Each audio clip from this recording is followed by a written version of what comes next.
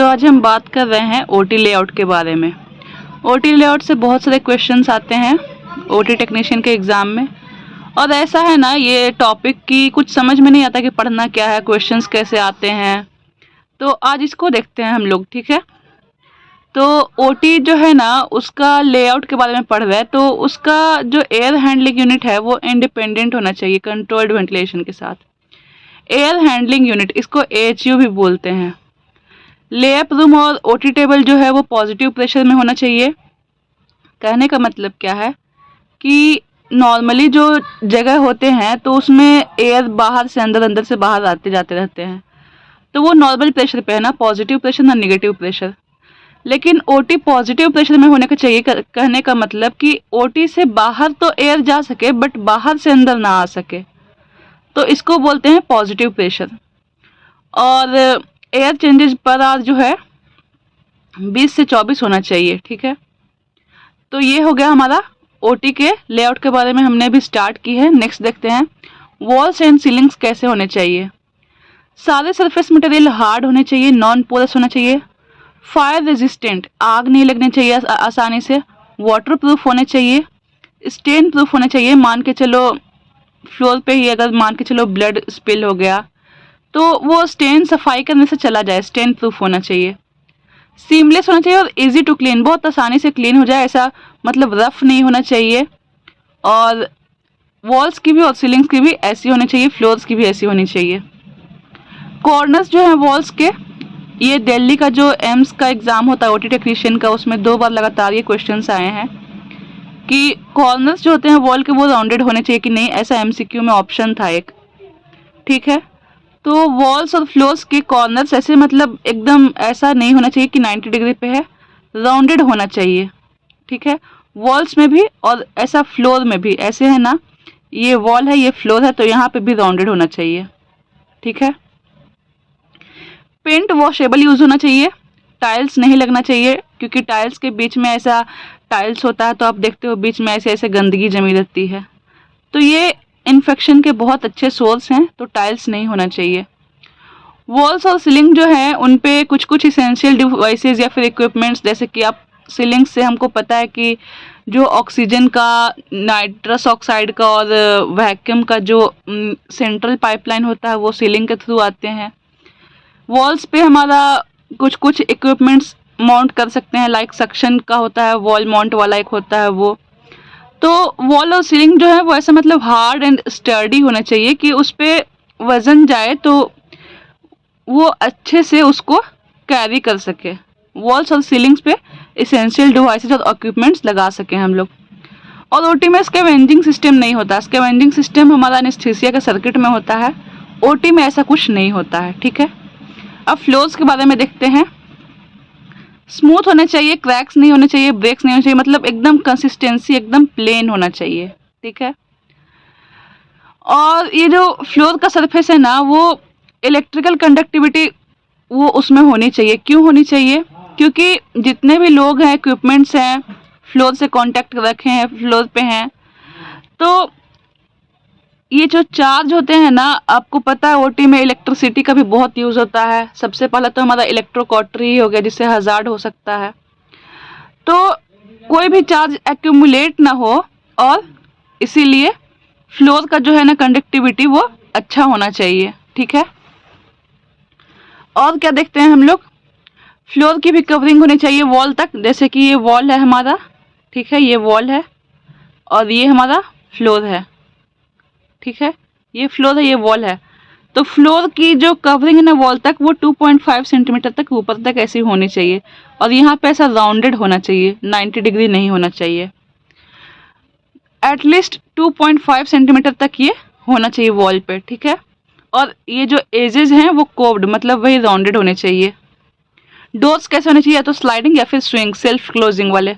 और डोर्स में ना ऐसा ग्लास लगा होना चाहिए, ताकि डोर्स अगर पूरे बंद भी हो तो लोग अंदर से देख के कुछ बाहर कम्युनिकेट, इशारों में ही, आवाज़ तो बाहर जाएगी नहीं, कर सके, या फिर बाहर वाले अंदर कर सके कम्युनिकेशन। कोई वैसा इम्पोर्टेंट काम हो तो बार बार हमको डोर खोलना ना पड़े, क्योंकि जितनी बार हम लोग डोर का यूज़ करेंगे सोर्स ऑफ इन्फेक्शन उतना ज़्यादा बढ़ सकता है। लाइटिंग के बारे में देखते हैं। फ्लोरेसेंट होना चाहिए क्योंकि उनकी मिनिमम शेडो बनती है फ्लोरेसेंट लाइट्स की। ऐसा घर में जो यूज़ करते हैं वो नहीं होना चाहिए। और पूरे ओटी में इवनली डिस्ट्रीब्यूटेड होना चाहिए, खास करके जहाँ पे ओटी टेबल हमारा है, जहाँ पे इंस्ट्रूमेंट का हम ट्रॉली लगाते हैं वहाँ पे होना चाहिए। इवनली डिस्ट्रीब्यूटेड होना चाहिए। ये नहीं कि कहीं पे बहुत शार्प लाइट है, कहीं पे एकदम डिम लाइट है, वैसा नहीं होना चाहिए। और जो ये तो हमारा ओटी का बात हो गया। और जो ऑपरेटिंग टेबल के ऊपर जो ओवरहेड ऑपरेटिंग लाइट लगा होता है उसके बारे में देखते हैं। कलर उसका ऐसा आना चाहिए कि लगे एकदम डे लाइट है, मतलब डे लाइट के लाइक कलर आना चाहिए। और शेडो नहीं कास्ट करना चाहिए ज़्यादा। और हम लोग जब भी सर्जरी करते हैं तो उसमें बहुत डीप तक, लाइक अगर लैप्रोटोमी है उसमें बहुत डीप तक हम लोगों को जाना होता है। तो उसमें जो है ना सारे एनाटॉमिक स्ट्रक्चर या फिर जितनी भी डेप्थ हो, रिलेशनशिप हो सारे स्ट्रक्चर की, तो वो अच्छे से विजिबल हो, कॉन्ट्रास्ट अच्छा हो उसमें, ठीक है। और इंटेंसिटी कंट्रोल मैकेनिज्म भी उसमें होना चाहिए। कहीं कहीं पे हम लोगों को सर्जन बोलते हैं कि इंटेंसिटी बढ़ाना है तो बढ़ा दे, घटाना है तो घटा दे, वैसे कर सके। और एडजस्टेबल होना चाहिए ताकि किसी भी पोजीशन पे, किसी भी एंगल पे हम उसको फिक्स मतलब एडजस्ट कर सके। ऐसा नहीं कि एक जगह पे लगा दिया कि बस यहीं पे फोकस होगा, भाई तुम पेशेंट को इधर उधर कर दो, तो वैसा तो नहीं होता है ना। और क्या होना चाहिए, स्पार्क प्रूफ होना चाहिए। इलेक्ट्रिसिटी है, स्पार्क का तो चांस भाई कहीं भी हो सकता है, लेकिन ये स्पार्क प्रूफ होना चाहिए जहाँ पे एनेस्थेटिक गैस यूज हो रहे हो। एनेस्थेटिक गैस हाईली एक्सप्लोजिव होते हैं, पता है ना। और क्या होना चाहिए, मिनिमम हीट प्रोड्यूस करना चाहिए। कोई कोई लाइट होता है कि बहुत हीट प्रोड्यूस करता है, कोई कोई कम करते हैं, तो ये कम हीट प्रोड्यूस करने चाहिए ताकि एक्सपोज टिश्यू का इंजरी ना हो सके। स्टेराइल टीम जो है उनको कंफर्ट हो, ज़्यादा हीट ना लगे, और एयरबॉर्न माइक्रो ऑर्गेनिज्म को भी मिनिमाइज कर सके। और क्या होना चाहिए, कैन बी इजीली क्लीन्ड, अच्छे से क्लीन हो सके। अब वेंटिलेशन के बारे में देखते हैं। ओटी का वेंटिलेशन कैसा होता है, मैकेनिकल होता है। वो इंडिपेंडेंट एयर हैंडलिंग यूनिट से सप्लाई होता है, जो हमने शुरू में बताया था आपको।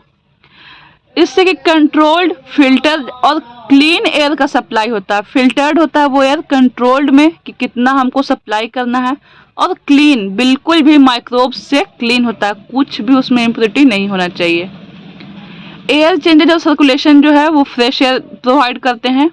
और एनेस्थेटिक गैसेस जो भी ओटी में हो, ऑपरेटिंग रूम में हो, तो उसका एक्यूमुलेशन ना हो, ये होता है एयर चेंजेस की वजह से, ठीक है। एसी के बारे में देखते हैं। सेंट्रल एयर कंडीशनिंग होना चाहिए सारे ऑपरेशन थिएटर्स में। क्यों? क्योंकि अगर वॉल माउंट वाला, ये देखो वॉल माउंट या फिर फ्लोर वाला होगा ना एसी, तो उसमें क्या होता है कि उसके फिल्टर में माइक्रो ऑर्गेनिज्म का जमने का बहुत ज़्यादा सोर्स होता है, हाईली इन्फेक्शियस हो सकता है वो। तो इसीलिए सेंट्रल होना चाहिए, सेंट्रलाइज्ड एसी होना चाहिए। वेंटिलेशन जो है वो अल्ट्रा क्लीन लैमिनार फ्लो वाला होना चाहिए। लैमिनार फ्लो से क्या होता है ना कि जो 80% ऑफ क्लीन एयर है वो रीसर्कुलेट किया जाता है कैनोपी के थ्रू ऑपरेटिंग एरिया के ऊपर। वो ना एक ऐसा मतलब एयर का कर्टेन जैसा बनाते हैं, ठीक है। तो ये काफ़ी सही रहता है। अब एयर फ्लो के बारे में देखते हैं। एयर फ्लो जो है ना हमेशा पॉजिटिव प्रेशर होना चाहिए, जो कि आउटवर्ड फ्लो हो, मतलब ओटी के बाहर हो। ओटी से बाहर एयर जाए, बाहर से अंदर ओटी में कभी एयर ना आए। एसी यूनिट जो है अभी मैंने बताया था, माइक्रो ऑर्गेनिज्म के सोर्स हो सकते हैं उनके फिल्टर्स, तो रेगुलर इंटरवल पे वो चेंज होने चाहिए, सेंट्रलाइज्ड एसी के भी। और जो भी डक्ट्स हैं, जो भी उसके पाथवे हैं, वो भी हमेशा टाइम टू टाइम क्लीन होना चाहिए। टेम्परेचर और ह्यूमिडिटी के बारे में देखते हैं। टेम्परेचर जो है वो 18 to 24 डिग्री सेल्सियस पे always, whether there is surgery going on और नॉट, ऑलवेज टेम्परेचर जो है वो 18 to 24 मेंटेन करना है। ह्यूमिडिटी 50 to 60% होना चाहिए। इसका रीज़न क्या होता है ह्यूमिडिटी का, पता है, कभी सोचा है? जो स्पार्क होते हैं ना और हजार्ड होते हैं ओटी में, तो अगर ह्यूमिडिटी होगा ना वहाँ पे तो उसके चांसेस कम हो जाते हैं स्पार्क्स के। और ये कैसे पता चलेगा कितना मेंटेन हो रहा है, तो मॉनिटर और डिस्प्ले आते हैं, वो इंस्टॉल करने चाहिए ओटी में। तो ये था हमारा ओटी का लेआउट।